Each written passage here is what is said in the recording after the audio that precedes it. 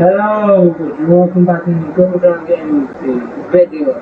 Today, we are going to walk you through how what Night Furies really from archipelago creature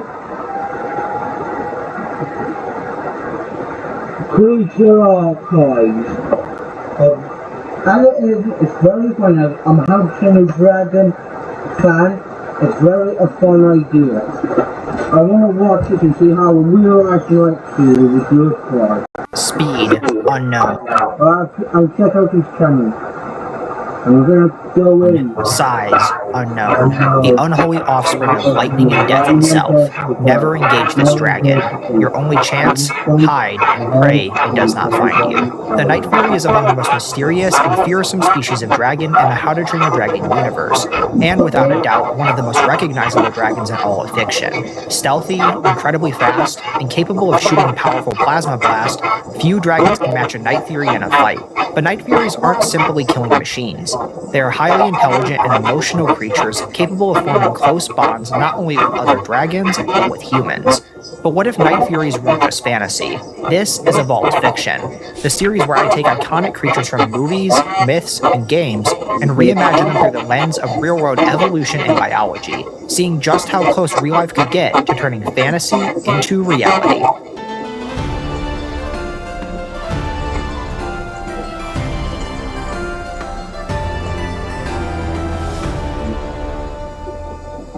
The first step in figuring out just how close real-world biology can get to a creature like this is identifying what key attributes we want our species to have. And I'm not gonna lie, this is definitely one of the trickier creatures I've taken on in the series. The first and arguably most difficult challenge doesn't actually come from its plasma breath like you might think, but rather from the Night Fury's body plan. While 4 legs and 2 wings are pretty typical for fantasy dragons, in real life this is highly problematic, as all vertebrates are tetrapods, meaning they only have 4 limbs. In the past, like with this series' realistic Charizard, I opted to drop the extra limbs in favor of a more pterosaur-like body plan. But when it comes to the Night Fury, I think this iconic look is too integral to its design to drop. So we'll have to find another way for our species to possess a pair of wings alongside 4 functional legs. Given how iconic Toothless and Hiccup's relationship is, I would also like the species to possess the emotional intelligence necessary to potentially bond with humans in rare instances, while being large and powerful enough to carry a lightweight person. And finally, of course, there is the Night Fury's iconic plasma blast. Actual plasma produced and fired by a biological organism is pretty much impossible. Plasma is an ionized gas found in things like lightning and stars, requiring enormous amounts of energy and reaching temperatures of thousands to millions of degrees. No biological tissue could safely generate, contain, or project something like that. However, that doesn't mean we can't create something functionally and visually similar. With these goals established, we can now get into the evolutionary starting point for this lineage. So, how on earth are we going to achieve this body plan? Going into this, I entertained a few different ideas. One is a rare condition known as polymelia, where an individual is born with extra limbs. This can sometimes result from genetic mutations and has even been heritable in certain animals. So, theoretically, a rare mutation could grant our species 2 extra limbs that eventually evolve into wings. The problem with this route is that a lot of things would have to go right. Polymelia is generally detrimental, so the additional limbs would need to develop in a way that wasn't simply survivable, but advantageous enough to spread throughout a population and remain useful for millions of years. While we did something like this with polycephaly in my King Ghidorah video, I like to keep solutions requiring this many unlikely evolutionary events as a last resort. Another option is for our creature to descend from a hexapodal lineage. 6-legged body plans already exist in arthropods like insects, but obviously Night Furies aren't invertebrates. And if we want this creature to reach enormous sizes and carry a human, we need it to be a vertebrate. Not to mention, an insect Night Fury sounds like nightmare fuel. So, what if a vertebrate lineage had evolved 6 limbs instead of 4? At first glance, this seems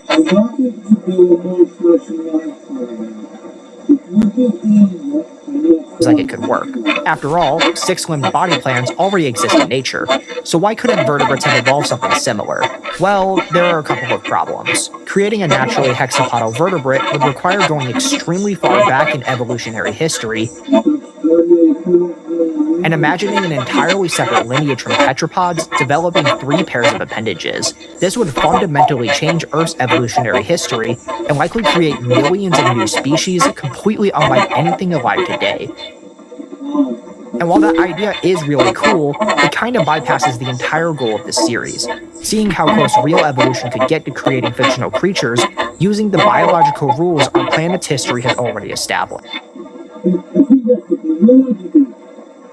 If we could just go all the way back to the beginning every time, you could pretty much hand-wave almost anything you wanted by simply saying this entirely new evolutionary branch evolved under a different set of rules. Luckily, there is a real animal lineage that gives us the basic tools we need for this body plan. For this, we have to travel back just over 200 million years to late Triassic Great Britain. At the time, parts of southwestern England and South Wales formed a warm archipelago, and gliding through the forest of these islands was an unusual lineage of reptiles known as Cuneosauridae. Several of the ribs had become extremely elongated, extending outward from the sides of the body and supporting broad membranes that allowed them to glide through the air. A remarkably similar adaptation exists today in modern draco lizards. Despite being separated by around 200 million years of evolution, both lineages independently evolved elongated ribs supporting gliding membranes, making them an amazing example of convergent evolution. Now, these are obviously rudimentary structures compared to the powerful wings we eventually want, but they provide exactly what we need: 4 functional legs alongside completely separate aerodynamic structures capable of supporting the animal in the air. But if draco lizards are still alive today, why not use them instead of the Cuneosaurids, which went extinct at the end of the Triassic? There are 2 main reasons. The first is time. The modern draco lizard lineage began diversifying around 20 million years ago.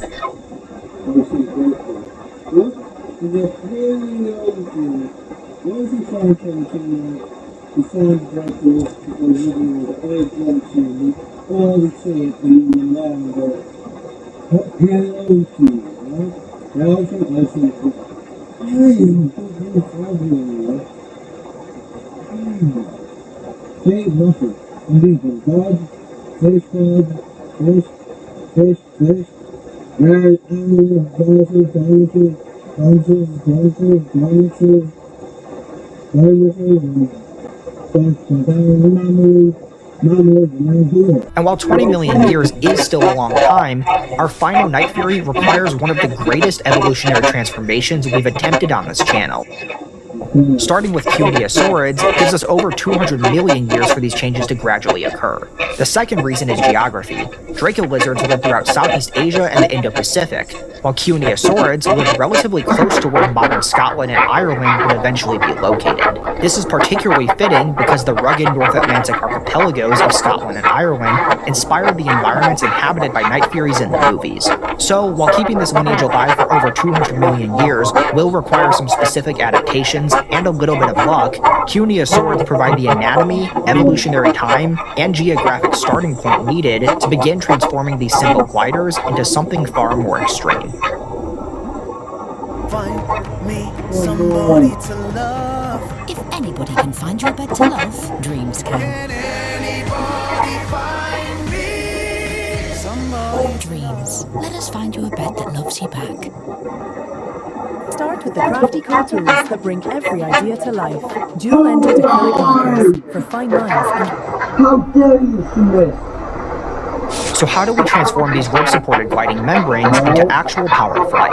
It's not quite as easy as you might think. Every known vertebrate wing evolved from limbs, which already possessed muscles and joints capable of complex movement. Rib-supported gliding membranes are far more limited. Modern draco lizards even use their front legs to grab onto the membranes and steer, kind of like how a wingsuit works. However, draco lizards also possess modified rib muscles that allow them to individually extend and retract their elongated ribs, and this gives us something evolution can build on. Throughout the Jurassic, natural selection increasingly favors individuals with greater control over these ribs. The muscles controlling them become larger and more specialized, their skeletal attachment points expand, and the joints at their bases develop a greater range of motion. Initially, these movements might simply stay, and the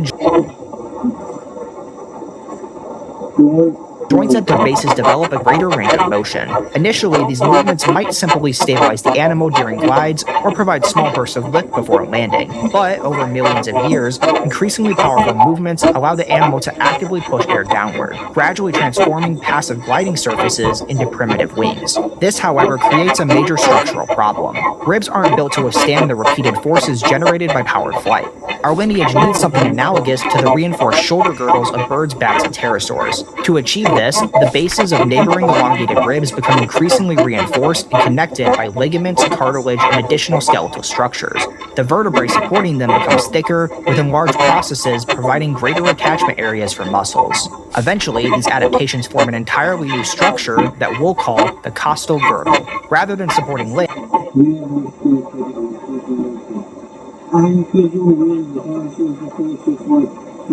the costal girdle anchors the elongated ribs that are becoming wing spars and distributes the forces generated by each wing beat across the torso. But strengthening the skeleton isn't enough. The animal also needs muscles powerful enough to move these wings. And because the chest and shoulders are already dedicated to controlling the front limbs, our lineage developed its primary flight muscles from the muscles running along the back and sides of the body. Over millions of years, these muscles gradually enlarge, while the neurospines extending from the vertebrae become taller and broader to provide more attachment area. Eventually, this reinforced section of the back essentially functions as a dorsal equivalent to the keel of a bird. Massive muscles along the back provide the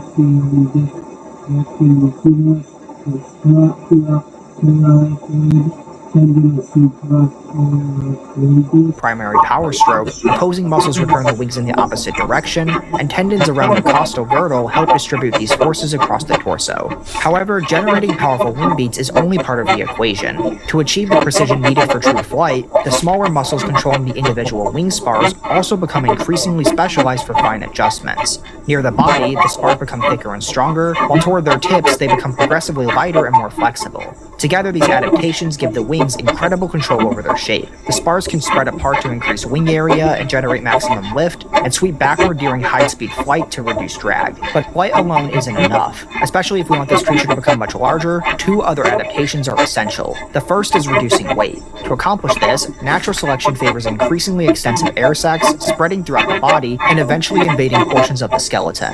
This process, known as skeletonumacity, creates air-filled spaces within bones, reducing weight without sacrificing structural strength. Birds are the most familiar example, but similar systems also evolved independently in pterosaurs and multiple dinosaur groups. Following a similar evolutionary path, our lineage develops the same solution, producing a lighter skeleton and an increasingly efficient respiratory system. However, even with a lightweight skeleton, there's another major hurdle to overcome. The second major adaptation is endothermy. Powered flight requires enormous amounts of energy, and an animal dependent on environmental temperatures like most reptiles would be severely limited in how long and consistently it could remain active.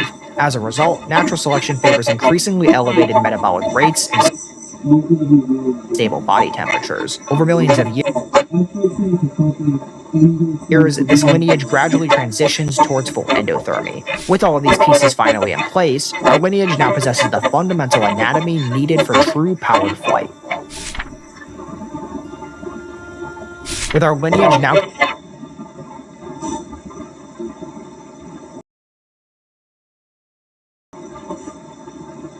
capable of flight through an incredibly novel body plan, we can move on to the Night Furies' iconic plasma breath. As I mentioned, this won't be true plasma. Instead, our species will produce specialized biological projectiles that violently explode upon impact. But an adaptation this complex couldn't simply appear all at once. The earliest foundation begins with protective oral secretions. Predators are constantly exposed to bacteria, injuries, and contaminated food, so individuals producing stronger antimicrobial saliva are less vulnerable to infection.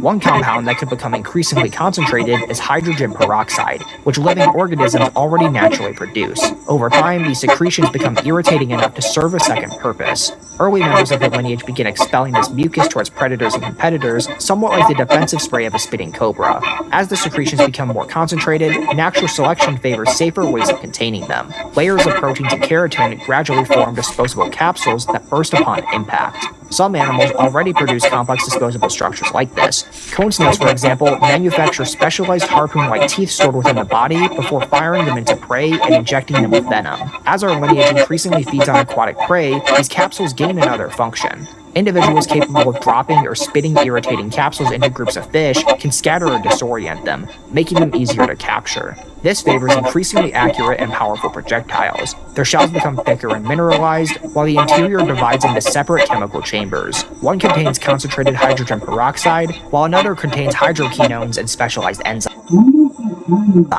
This basic chemistry already exists in nature. Bombardier beetles store hydrogen peroxide and hydroquinones before combining them with enzymes, triggering a rapid reaction that produces intense heat and expanding gas. Our lineage takes the same basic principle and packages the reaction inside a disposable projectile. Upon impact, the reinforced tip ruptures the membrane separating the chemicals. Within hundredths of a second, the reaction generates intense heat and rapidly expanding gases. Pressure builds inside the hardened shell until it violently ruptures. The result is essentially a miniature biological pressure bomb, producing a localized pressure wave and launching fragments of mineralized shell outward like a small fragmentation grenade. Potassium-rich mucus surrounding the internal chamber is heated and scattered by the explosion, creating the distinctive violet flash associated with the Night Furies plasma blast. Of course, an explosive projectile isn't very useful if the animal can't launch it.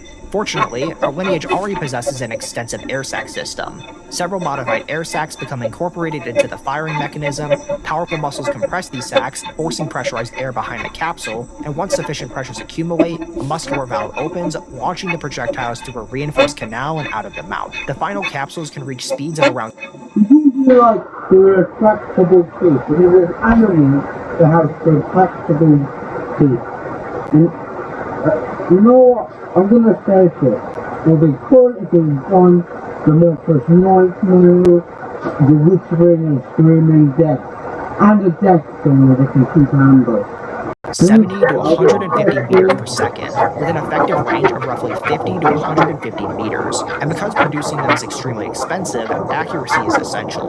Natural selection favors large forward-facing eyes, exceptional depth perception, and increasingly powerful visual processing. Birds of prey provide a useful comparison, possessing exceptional eyesight that allows them to track small targets from great distances. Our lineage evolved similar adaptations alongside the ability to compensate for refraction when targeting animals beneath the water. Archerfish demonstrate how sophisticated this ability can become, accurately firing jets of water despite distortion caused by light passing between air and water. By combining exceptional vision, depth perception, and the ability to account for refraction and target movement, our animal can fire these projectiles with remarkable accuracy. The final species possesses 6 specialized chambers along the throat and upper esophagus, each producing and storing a single capsule. Replacing one requires several days and enormous quantities of energy, proteins, minerals, and specialized chemicals. This limits the animal to 6 shots at any one time, and makes every projectile a valuable biological investment. Oh my god.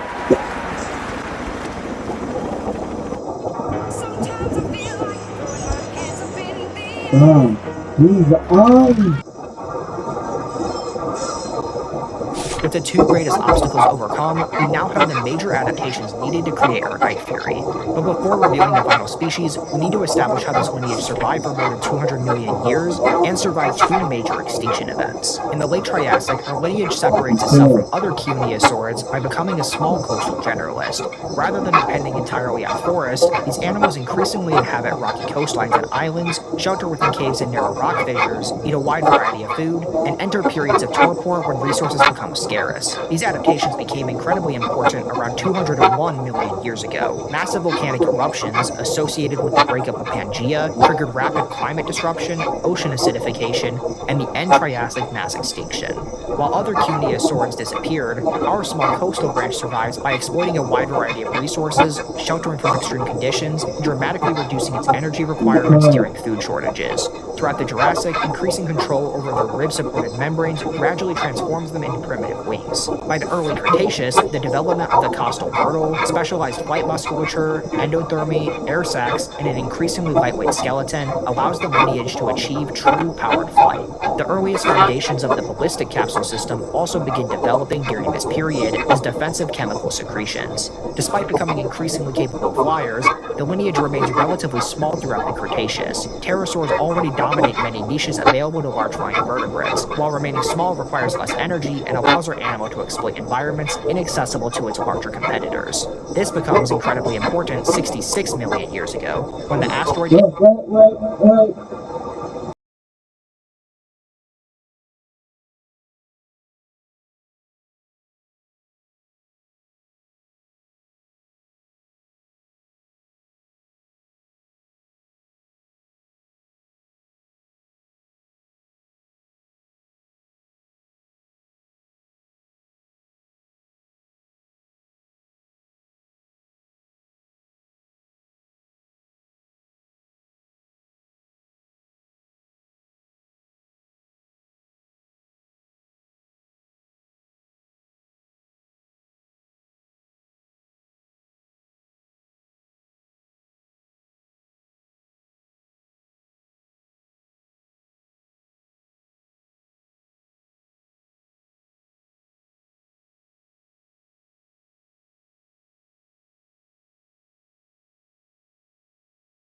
Like I just said, we have just Impact triggers the KPG mass extinction. Pterosaurs disappeared alongside around 3/4 of all species on Earth. But, once again, one small costal branch of our lineage survives. Its flexible diet, ability to shelter within caves and rock fissures, low energy requirements, and a little bit of luck allow it to endure the collapse of global ecosystems, just as many small birds and other lizards did.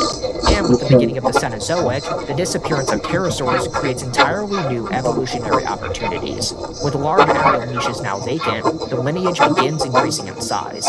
Over tens of millions of years, increasingly powerful flight muscles, larger wings, extensive skeletal tenacity, and more efficient respiratory and cardiovascular systems allow these animals to support progressively larger bodies. As Earth's climate cools towards the ice ages, larger body sizes and endothermy become increasingly advantageous for conserving heat.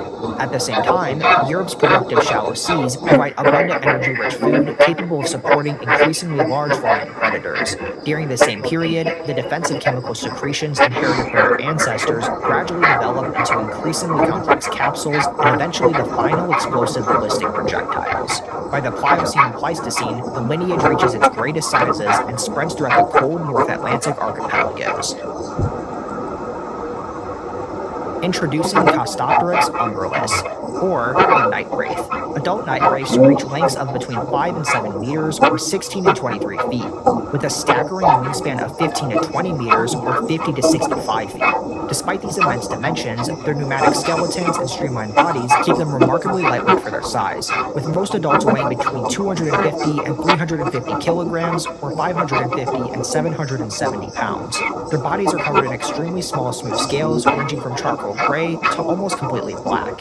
These matte, light-absorbing scales provide camouflage under low-light conditions, while also helping absorb solar radiation and warm the enormous flight muscles in the cold North Atlantic climate.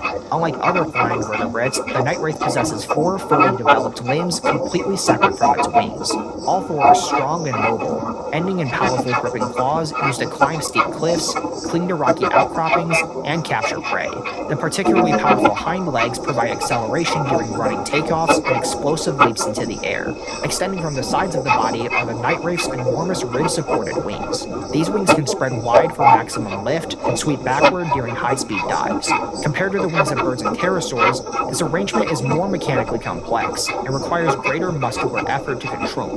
This makes sustained flapping less efficient and leaves the night wraith heavily dependent on soaring in coastal winds when traveling long distances. However, the independent movement of the spars gives the wings exceptional control over their shape. Night wraiths typically cruise at around 45 to 60 miles per hour, exceeding 95 miles per hour during short bursts, and can approach 185 miles per hour during steep dives. Combined with their ability to rapidly reshape their wings, this gives them exceptional aerial control for an animal of their size. Finally, a long muscular tail ending in large horizontal fins provides additional stability and control, helping the night wraith steer, brake, and maneuver. Together, these adaptations create an enormous yet streamlined flying predator unlike anything else on Earth, and what I believe to be the closest real-world evolution can come to creating a Night Fury. Night wraiths inhabit the coast and offshore archipelagos of western and northern Europe, ranging from northern Spain and western France through the British Isles and Faroe Islands to Iceland and western Norway. Night wraiths are primarily crepuscular, hunting most actively around dawn and dusk. Although their exceptional eyesight allows them to remain active during both day and night, their primary prey are schooling fish. Once a school is located, the night wraith descends towards the surface and fires a ballistic capsule into the densest concentration. The resulting pressure wave and shell fragments can stun or kill several fish, which are then collected using its jaws and clawed limbs. However, night wraiths are highly opportunistic. They attack seals along shorelines, hunt seabirds, raid coastal nests, occasionally prey on deer and wild boar, and readily scavenge large marine carcasses. Night wraiths are also highly intelligent, possessing the memory and problem-solving abilities needed to navigate vast stretches of ocean, remember feeding grounds, accurately use their projectiles, and adapt their hunting strategies. While young adults are primarily solitary, once a night wraith finds a mate, the pair forms a lifelong bond and remains together throughout the year. Each spring, pairs return to traditional nesting sites within sheltered sea caves and inaccessible cliff outcroppings. Both parents construct a large nest where the female typically lays between 1 and 3 eggs. The parents then alternate between guarding and growing the eggs while the other hunts. After hatching, the offspring remain dependent on their parents for several years, learning to fly, hunt, navigate, and accurately use their ballistic projectiles. Eventually, young night wraiths leave their parents' territory, and they spend years wandering through the North Atlantic before finding a lifelong mate of their own. Trade in and save on the Galaxy Z Fold 8 with 3.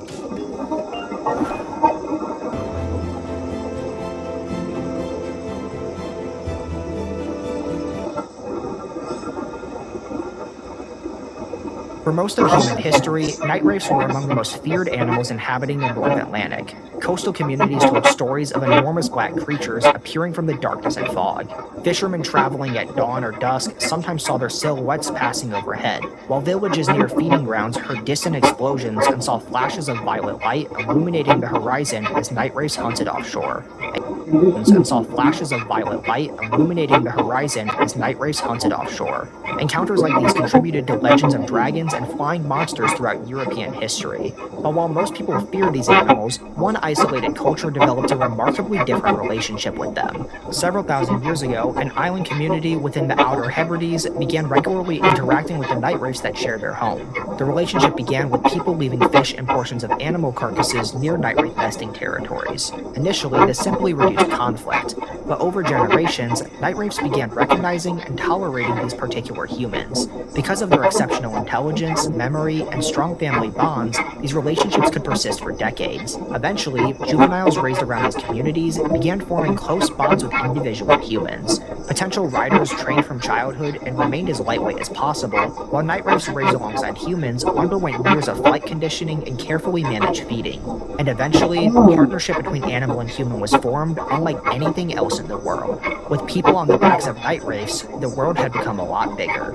They scouted enormous stretches of ocean, located fishing grounds, carried messages between islands, and rapidly transported people across the archipelagos. But perhaps the most important role eventually became defending these communities from raiders. During the Iron Age and the Viking Age, attacks on these islands became a constant threat. However, these raiders were met with resistance far more than they bargained for. Even a handful of riders could spot approaching ships from miles away before descending from the clouds in darkness. Explosive projectiles tore through sails and decks, while violent flashes and deafening blasts sent crews into panic. Before the raiders could understand what was attacking them, the night wraiths and their riders disappeared back into the sky. Those who survived carried stories home of enormous black dragons that emerged from the darkness to defend the islands, further fueling legends throughout the North Atlantic. Despite possessing such a powerful weapon, these communities never became conquerors themselves. Night wraiths reproduced incredibly slowly. Training animal and rider took years, and losing even a single night wraith could take decades to recover from. And so, they remained protectors of their islands. But this relationship couldn't last forever. As the centuries passed, human populations grew, fishing expanded, firearms became increasingly common, and the coastal habitats night wraiths depended on became more heavily populated. Night wraith populations slowly declined. At the same time, migration, disease, and increasing contact with the outside world caused the island communities maintaining this tradition to decline, becoming assimilated into larger cultures. Fewer night wraiths were raised alongside humans, fewer riders were trained, and with each passing generation, more of the knowledge needed to safely bond with these animals was lost, until eventually, the last night wraith riders disappeared. Today, remaining night wraith populations are protected throughout much of their range, but centuries of persecution and their incredibly slow reproductive rate have made recovery difficult. Declining fish populations, marine pollution, disturbance of nesting sites, and occasional killings following conflicts with fisheries and livestock continue to threaten the species. With populations remaining small and fragmented throughout much of their former range, the night wraith is classified as endangered on the IUCN Red List. Conservation efforts focus on protecting nesting sites and feeding grounds, reducing conflicts with fishing communities, and maintaining connections between isolated populations. They are still dangerous wild predators, but centuries of fear and persecution have slowly given way to scientific study and conservation. There are even sometimes reports of wild night wraiths approaching fishing boats, researchers, and remote coastal villages with a strange curiosity towards humans. Some linger nearby for hours, quietly watching from the cliffs or circling overhead. Perhaps the last remnants of a bond between humans and these animals, seemingly drawn to people by an instinct from an age now gone. Thanks for watching this episode of Evolved Fiction. If you enjoyed the video, don't forget to like and subscribe so you won't miss any future content. And if you want to further... If you want, maybe check other videos. Like and subscribe, okay? Check out future archives I put in the description, guys, please visit this channel and support the channel. and then let's go.